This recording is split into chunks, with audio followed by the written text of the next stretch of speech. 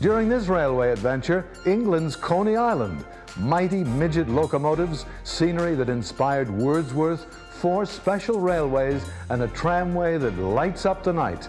Hi, I'm Bernie Coppell. Just up the tracks, a tramway that might have inspired Disney's Electric Light Parade. Join me from Alston to Blackpool on railway adventures across Europe.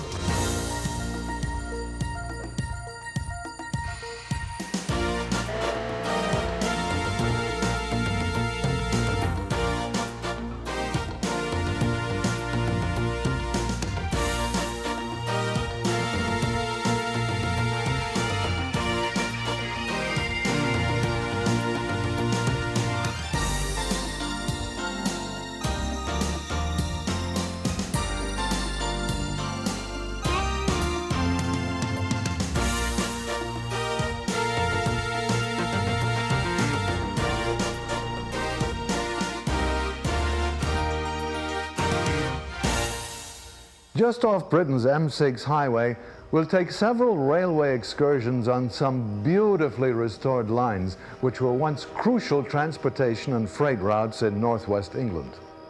Our adventures will take us from Alston to Guilderdale, from Ravenglass to Eskdale, and around the Steamport Southport Museum and Railway, and on to Manchester.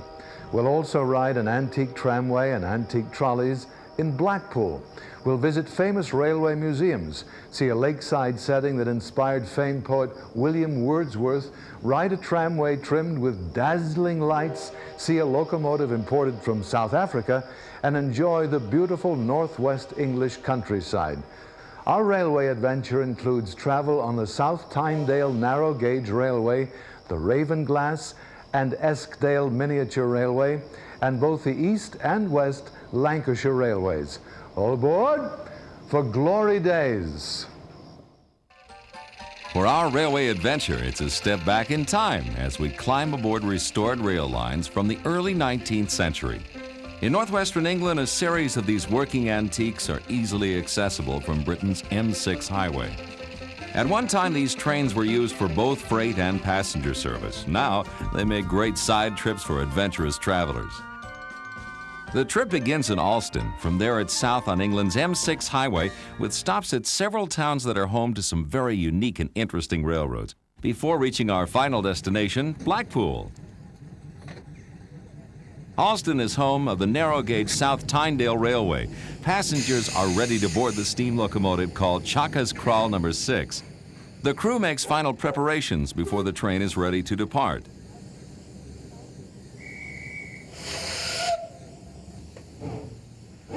In the early 1980s, the line became a tourist railway and was relayed from standard gauge to the narrow 2-foot gauge now used.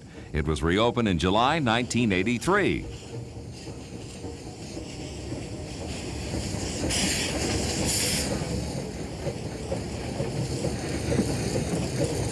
The train runs along a retaining wall above the rivers Nant and South Tyne, then heads out to the gentle countryside.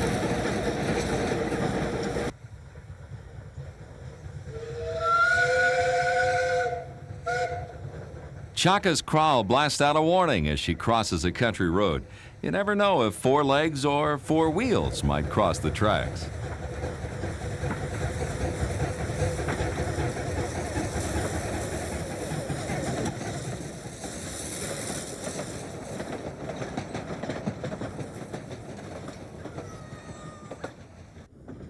Gently drifting into Guilderdale, the train stops to prepare for the trip back to Alston.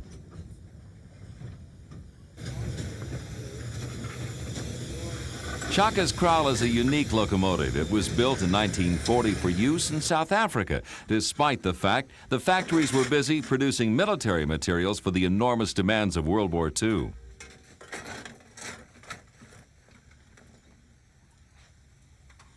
The little yellow diesel locomotive is a temporary necessity. It provides air for the brakes on the train until an air pump is installed on Chaka's Crawl.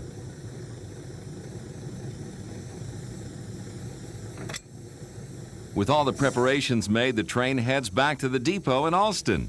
Alston hasn't always been the home station of Chaka's Crawl. The locomotive was repatriated in 1977 by the North Gloucestershire Narrow Gauge Company, and it's now on extended loan to the South Tynedale Railway.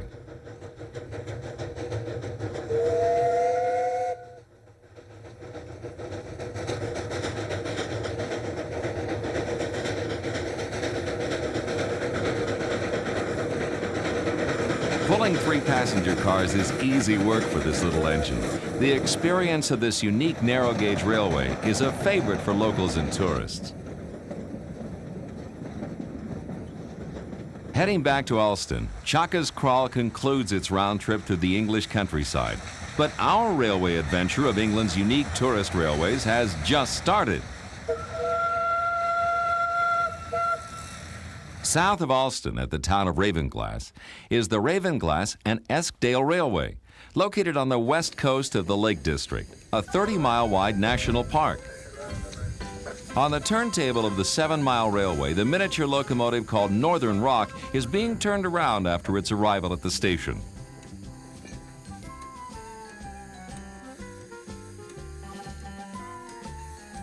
This railroad, built in 1875, was originally used to carry iron ore on its 3-foot gauge line.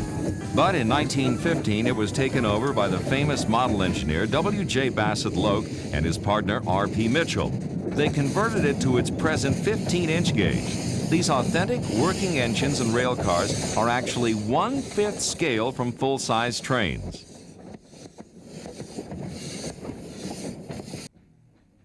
In the train shed, 2 more locomotives are preparing for a run. Here in the workshop, the crew is building another train called Northern Rock 2 for export to Japan.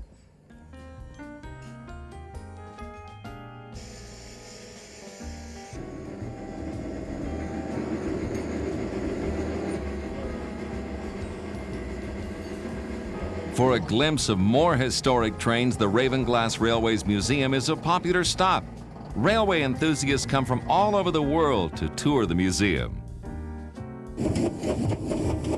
Back on the train and with preparations complete, the 262 Northern Rock departs Ravenglass. The 262 refers to the number of wheels in each of the 2 or 3 sets on a locomotive. The first stop on the line is at historic Muncator Mill, now renovated and open to the public.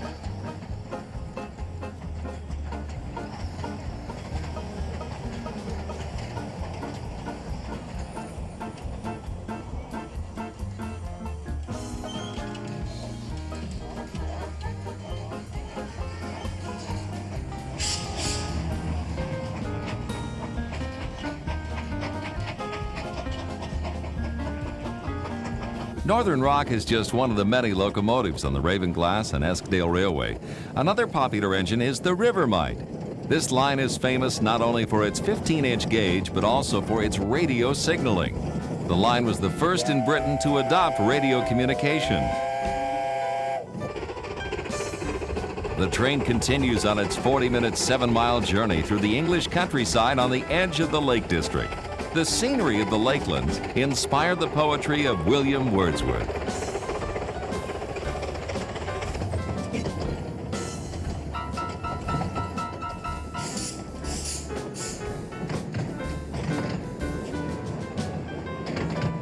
As we reach the Eskdale-Dalegarth station, Northern Rock's final stop, the train is turned around once more in preparation for the return trip to Ravenglass.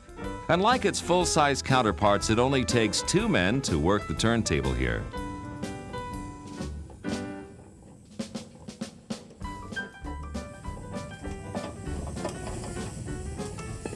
We'll leave the Ravenglass and Eskdale Railway and head back to the M6 highway and south to Carnforth.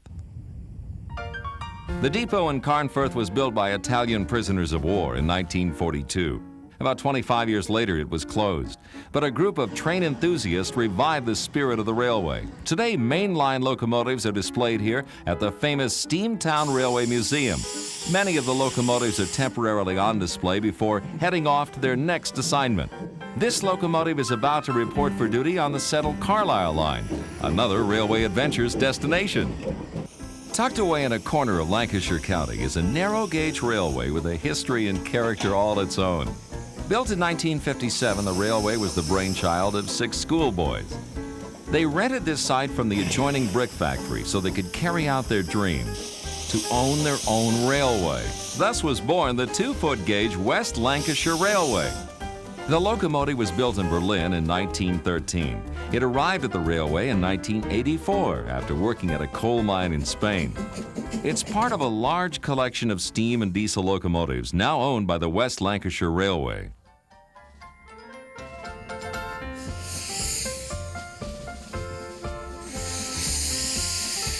Back on the M6 highway, it's south, then west to the coastal town of Southport.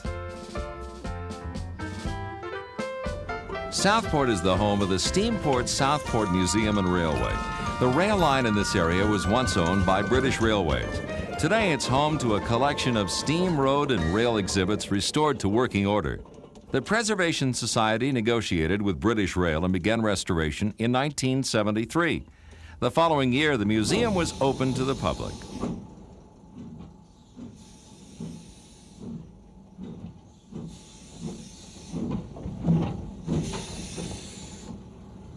At England's Steamport Southport Museum and Railway, the day begins early. Before visitors arrive, the exhibits are driven out of the shed and prepared for display.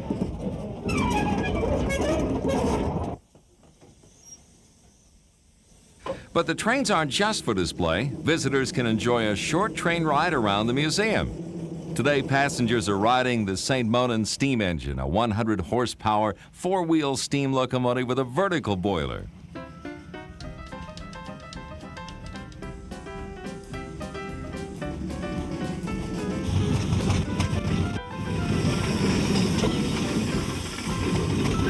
All different forms of steam-powered engines are on display at Steamport. Here in the shop, work continues as the classic trains are renovated and restored. Southport is also home to the East Lancashire Railway. By 1846, the builders of the original East Lancashire Railway worked long and hard erecting bridges, carving tunnels, and laying tracks.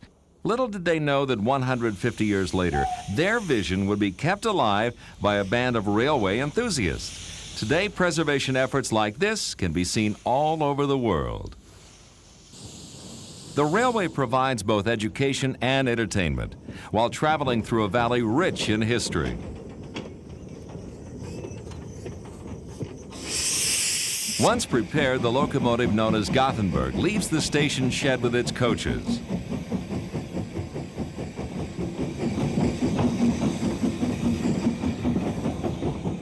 Passengers are already waiting at the platform for the first departure of the day. Gothenburg leaves from the Bolton Street station in Southport and immediately enters the 80-yard-long Bolton Street Tunnel.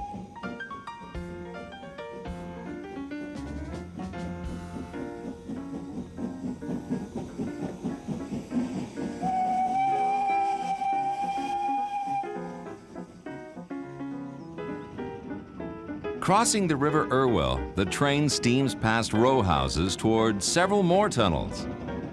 Next, the train plunges into the 1,260-foot-long Brooks Bottom Tunnel.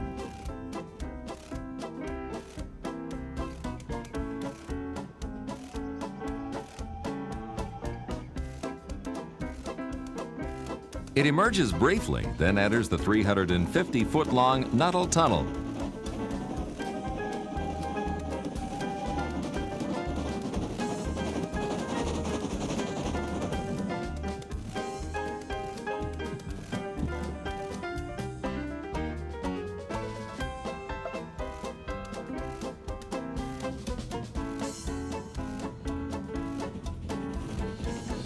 Coming out of the tunnel, Gothenburg is within sight of the next stopping point at Ramsbottom Station. The train slows to a halt at the restored depot.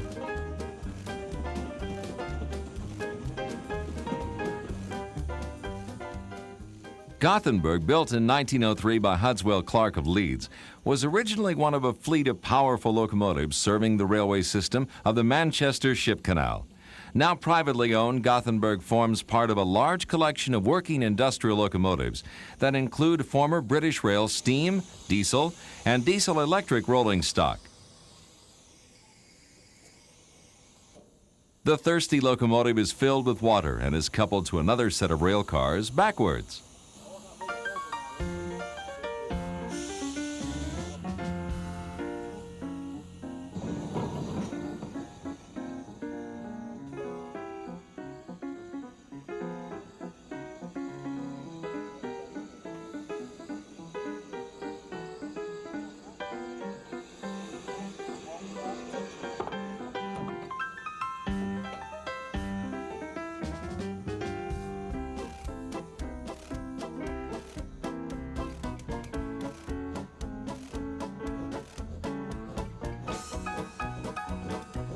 From here, the restored rails go another 4 miles to Rottensall.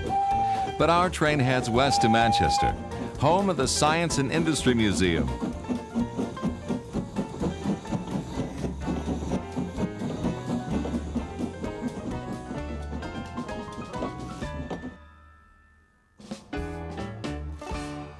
Here at the museum, fascinating displays of machinery make up the largest collection in England.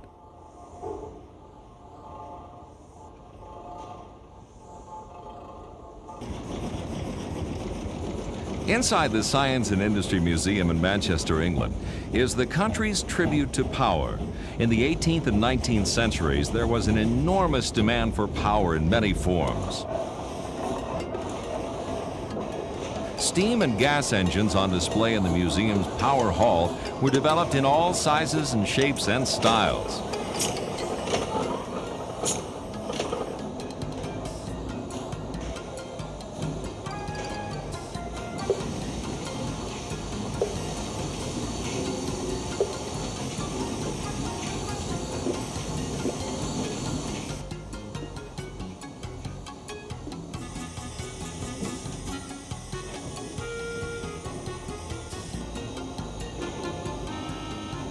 Some engines weigh over 200 tons, but still fit on a 3-foot, 6-inch track. England led the world during the Industrial Age, and the museum is a testament to the advances made here. The Beaver Peacock steam locomotive is only half the engine it used to be, in order to demonstrate the principles of a steam locomotive. It's been cut in half to show the intricate workings and the power of steam.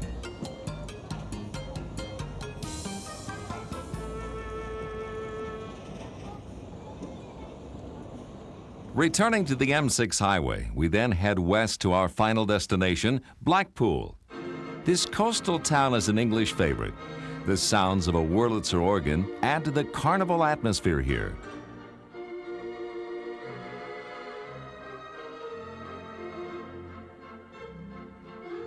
As early as 1885, visitors began trekking to Blackpool for its many amusements.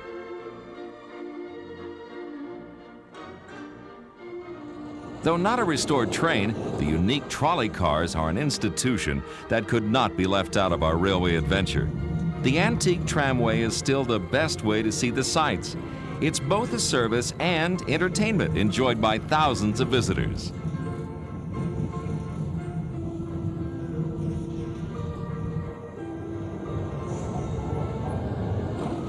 Today, the line hosts Bolton Corporation's Tramway number 66, which contrasts with the modern high-capacity twin units. Part of the oldest surviving tramway, car number 634, was built by the Brush Company. It glides by, as it always has, since around 1940. Even though there are so many things to do here during the day, it's when the sun sets that Blackpool really comes alive. The colorful, bright lights and the music of the Wurlitzer organ are synonymous with Blackpool. It has a special magic that appeals to visitors of all ages from all parts of the world. And the trams add to the atmosphere by dressing up for the occasion. Their lights are a fitting tribute to this railway adventure.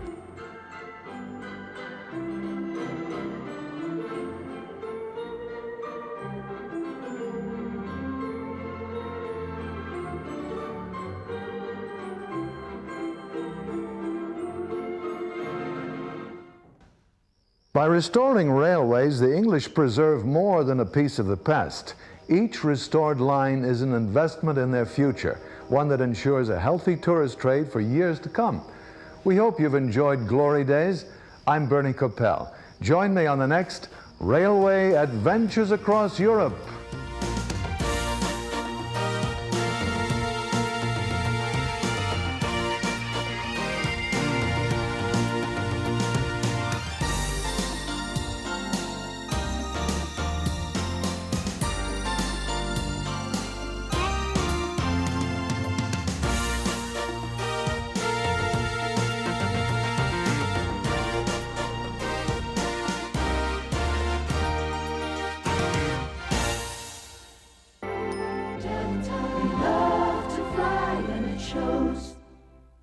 Rail Europe is your one-stop shop for European rail products.